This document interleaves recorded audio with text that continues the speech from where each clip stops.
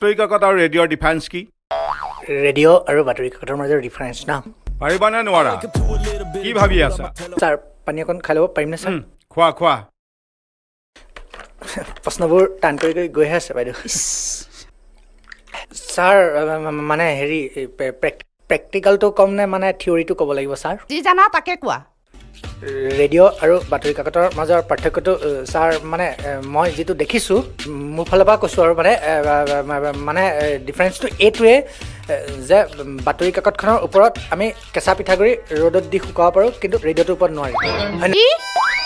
অ'ৰা কি বকি আছা এইবোৰ? নহয় ছাৰ, আৰু আছে নহয়। বিহুৰ সময়ত যে আমাৰ প্ৰতি ঘৰ মানুহৰ পাকঘৰত পুৰণা পেপাৰ বিচাৰি একে হাবাথুৰি খাব লাগে নহয়। এই তিলপিঠাবোৰ যে কেৰাহীৰ পৰা নমাই ডাইৰেক্ট ডলাখনৰ ওপৰত থ'ব নোৱাৰে নহয়, সেমেকি যায়। সেইকাৰণে ডলাখনৰ ওপৰত পুৰণা পেপাৰ পাৰি লয়, তেতিয়া পিঠাটো মানে মচমচীয়া হৈ থাকে। আৰু বাইদেৱে জানিব মাইকী মানুহ যে। এনেকে তুমি চাকৰি পাবা? তুমি ৰিটেন কেনেকে পাছ কৰিলাহে? কোৱালিটিয়ে নাই দেখোন তোমাৰ। বহু কষ্ট কৰি ৰিটেনটো পাছ কৰিছোঁ ছাৰ আচলতে নাৰ্ভাছ হৈ আছোঁ যে, সেইকাৰণে মানে প্ৰশ্নবোৰৰ উত্তৰবোৰ গৰ্ভত আছে, কিন্তু বাহিৰলৈহে ওলাই অহা নাই।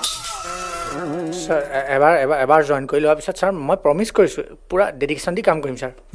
ঠিক আছে, দেখা যাওক বাৰু কোৰ পানী কলৈ যায়।